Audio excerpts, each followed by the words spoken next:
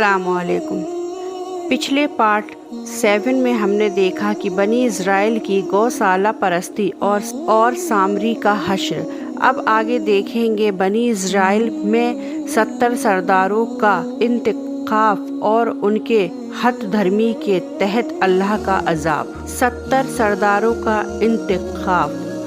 जब बनी इज़राइल का यह जुर्म माफ़ कर दिया गया तो अब हज़रत मूसा अलैहिस्सलाम ने उनसे फरमाया कि मेरे पास जो ये अलवाह तख्तियाँ हैं, ये किताब है जो अल्लाह ताला ने तुम्हारी हिदायत और दीनी व दुनियावी ज़िंदगी की फलाह के लिए तुमको अता फरमाई है। यह तौरात है। अब तुम्हारा फ़र्ज़ है कि इस पर ईमान ले आओ और इसके हुक्मों को पूरा करो। बनी इज़राइल बहरहाल बनी इज़राइल थे। कहने लगे, मूसा, हम कैसे यकीन करें कि यह अल्लाह की किताब है? सिर्फ तेरे कहने से तो हम नहीं मानेंगे। हम तो जब उस पर ईमान लाएंगे कि अल्लाह को बेपर्दा अपनी आँखों से देख लें और वह हमसे यह कहे कि यह तौरात तेरी किताब है, तुम इस पर ईमान लाओ। हज़रत मूसा अलैहिस्सलाम ने उनको समझाया, यह बेवकूफ़ी का सवाल है। इन आँखों से अल्लाह को किसने देखा है जो तुम देखोगे? यह नहीं हो सकता। मगर बनी इज़राइल का इसरार बराबर कायम रहा। हज़रत मूसा अलैहिस्सलाम ने जब यह देखा तो कुछ सोचकर इरशाद फरमाया कि यह तो नामुमकिन है कि तुम लाखों की तादाद में मेरे साथ हुवई तूर पहाड़ पर इसकी तस्दीक के लिए जाओ। मुनासिब यह है कि तुम में से कुछ सरदार चुनकर साथ ले जाता हूँ। वे अगर वापस आकर तस्दीक कर दें तो फिर तुम भी तस्लीम कर लेना। और चूँकि अभी गौशाला परस्ती करके एक बहुत बड़ा गुनाह कर चुके हो, इसलिए नदामत के इजहार के लिए अल्लाह से आगे नेकी के अहद के लिए भी यह मौका मुनासिब है। कौम इस पर राज़ी हो गई और हज़रत मूसा अलैहिस्सलाम ने तमाम असबात से 70 सरदारों को चुन लिया और तुर पर जा पहुँचे। तुर पर एक सफ़ेद बादल की तरह नूर ने हज़रत मूसा अलैहिस्सलाम को घेर लिया और अल्लाह से हम कलामी शुरू हो गई। हज़रत मूसा अलैहिस्सलाम ने अल्लाह के दरबार में अर्ज़ किया कि तू बनी इज़राइल के हालात का दाना व जीना है। मैं उनकी ज़िद पर 70 आदमी इख्तियार कर लाया हूँ। क्या अच्छा हो कि वे भी इन हिजाबे नूर से मेरी और मेरी हम कलामी को सुन लें और कौम के पास जाकर तस्दीक करने के काबिल हो जाएं। अल्लाह ताला ने हज़रत मूसा अलैहिस्सलाम की दुआ मंजूर फरमा ली और उनको हिजाबे नूर में लिया गया और उन्होंने हज़रत मूसा अलैहिस्सलाम और अल्लाह रब्बुल आलमीन की हम कलामी आपस की बातचीत को सुना। सरदारों की हद धर्मी, अजाब इलाही और नई ज़िंदगी। लेकिन जब नूर का पर्दा हट गया और हज़रत मूसा अलैहिस्सलाम और उन सरदारों के दरमियान आमना सामना हुआ तो सरदारों ने वही अपना पहला इसरार कायम रखा कि जब तक बेपर्दा अल्लाह को ना देख लें हम ईमान लाने वाले नहीं। इस बेवकूफ़ी के इसरार और ज़िद पर अल्लाह की गैरत ने उनको यह सज़ा दी कि एक हैवतनाक चमक, कड़क और जलजले ने उनको खा लिया और जला कर खाक कर दिया। हज़रत मूसा अलैहिस्सलाम ने जब यह देखा तो अल्लाह के दरबार में अजीज़ी के साथ दुआ मांगी, इलाही ये बेवकूफ़ अगर बेवकूफ़ी कर बैठे तो क्या तू हम सबको हलक कर देगा? ए अल्लाह, अपनी रहमत से तू इनको माफ़ कर दे।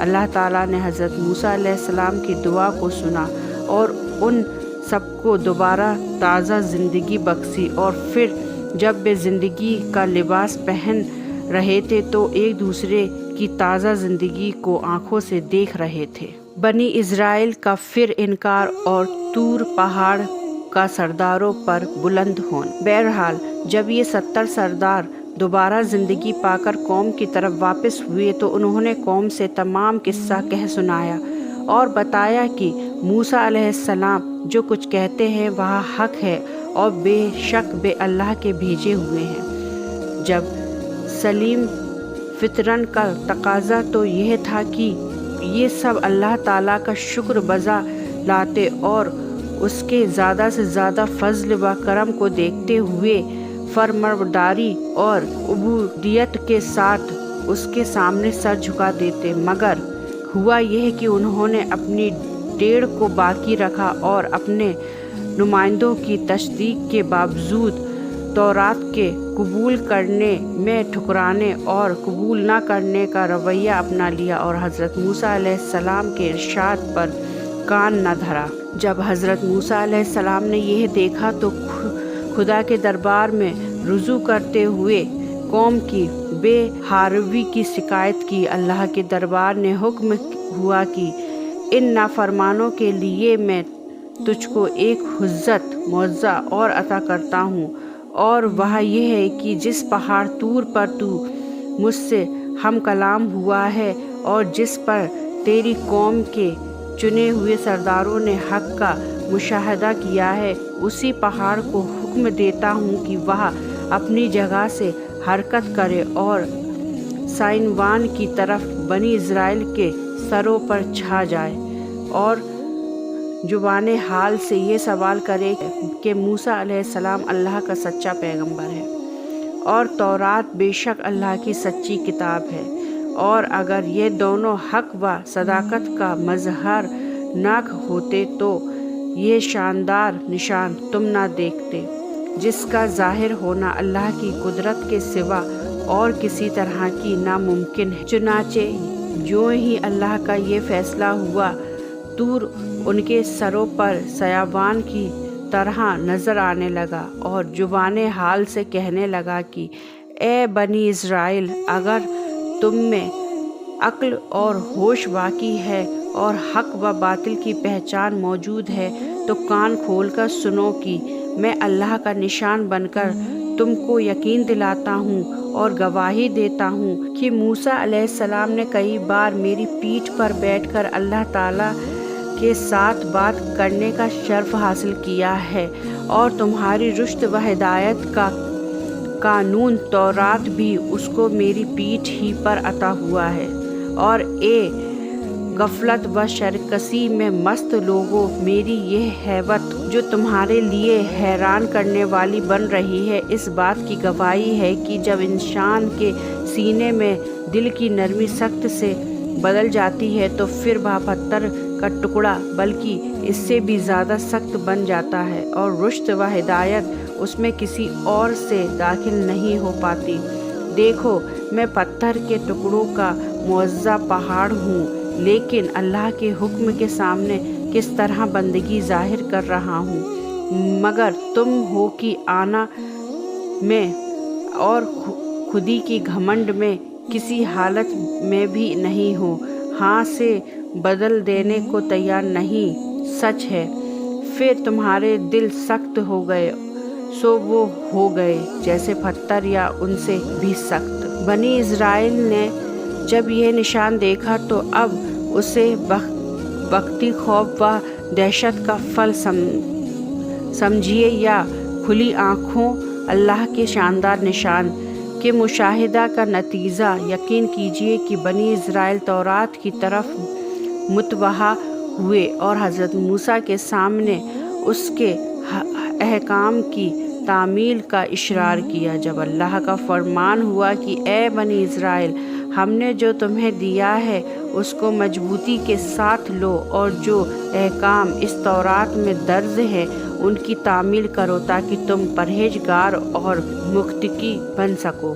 مگر افسوس کہ بنی اسرائیل کا یہ عہد میثاق ہنگامی ثابت ہوا اور زیادہ دنوں تک وہ اس پر قائم نہ رہ سکے اور عادت کے مطابق پھر خلاف ورزی شروع کر دی۔ قرآن مجید نے ان واقعوں کو بہت ہی تھوڑے میں مگر صاف اور کھلے لفظوں میں اس طرح بیان کیا ہے، اور جب ہم نے تم سے عہد لیا اور تمہارے سر پر طور کو اونچا کیا اور کہا جو ہم نے تم کو دیا ہے اس کو طاقت سے پکڑو، اور جو کچھ اس میں ہے اس کو یاد کرو تاکہ پرہیزگار بنو۔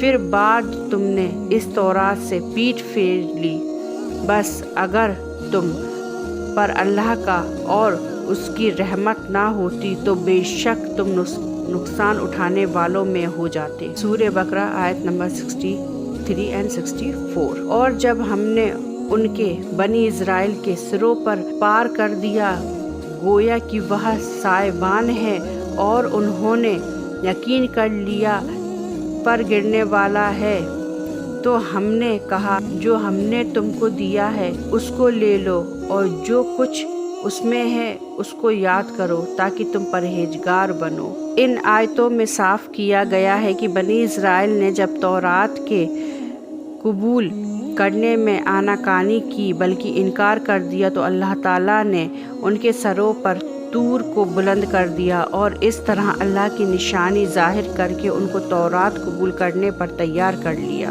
ارض مقدس کا وعدہ اور بنی اسرائیل۔ یہ ارض مقدس سے وہاں علاقہ مراد ہے جو پہلے انکان کہلایا، پھر فلسطین۔ سینا کے جس میدان میں اس وقت بنی اسرائیل موجود تھے وہ سرزمین فلسطین سے قریب تھی، اور ان کے باپ دادا حضرت ابراہیم علیہ السلام، حضرت اسحاق علیہ السلام اور حضرت یعقوب علیہ السلام سے اللہ کا وعدہ تھا کہ تمہاری اولاد کو پھر اس سرزمین کا مالک بنائیں گے جو وہاں پھولے پھلیں گے۔ اس لیے حضرت موسیٰ علیہ السلام کی معرفت اللہ کا حکم ہوا کہ اپنی قوم سے ارض مقدس میں داخل ہو اور وہاں کے ظالم و جابر حکمرانوں کو نکال کر عدل و انصاف کی زندگی بسر کریں۔ ہم وعدہ کرتے ہیں کہ فتح تمہاری ہوگی اور تمہارے ظالم دشمن ناکام ہوں گے۔ حضرت موسیٰ علیہ السلام نے اس سے پہلے کہ بنی اسرائیل کو ارض مقدس میں داخل ہونے کے لیے آمادہ کرے 12 آدمیوں کو تفصیل حال کے لیے بھیجا۔ وہاں فلسطین کے قریبی شہر اریل میں داخل ہوئے اور تمام حالت کو پاس سے دیکھا۔ جب واپس آئے تو حضرت موسیٰ کو بتایا کہ بہت جسیم اور تن و جوش کے زبردست ہیں اور بہت قوی ہیکل ہے۔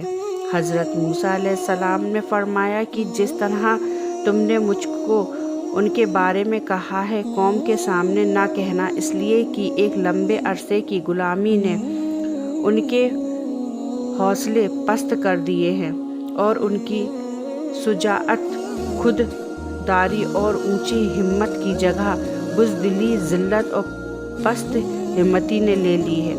مگر آخر یہ بھی اسی قوم کے لوگ تھے۔ نہ مانے اور خاموشی کے ساتھ قوم کے سامنے دشمن کی طاقت کا خوب بڑا چڑھا کر ذکر کیا۔ البتہ صرف 2 آدمی یوشع بن نون اور کالب بن یانا نے حضرت موسیٰ کے حکم کی پوری تعمیل کی، اور انہوں نے بنی اسرائیل سے ایسی کوئی بات نہیں کی جس سے ان کی ہمت ٹوٹے۔ حضرت موسیٰ علیہ السلام نے بنی اسرائیل سے کہا کہ تم اس وسطی اریحا میں داخل ہو اور دشمن کا مقابلہ کر کے اس پر قابض ہو جاؤ، اللہ تمہارے ساتھ ہے۔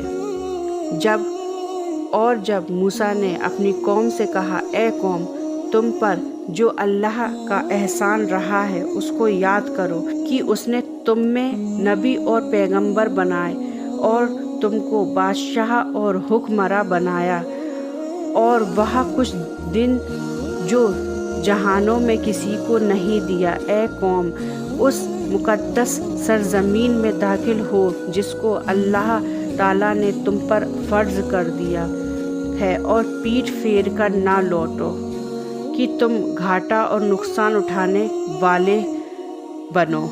انشاءاللہ اگلے پارٹ 9 میں ہم موسیٰ علیہ السلام اور ہارون علیہ السلام کی وفات کا تفصیلی ذکر کریں گے۔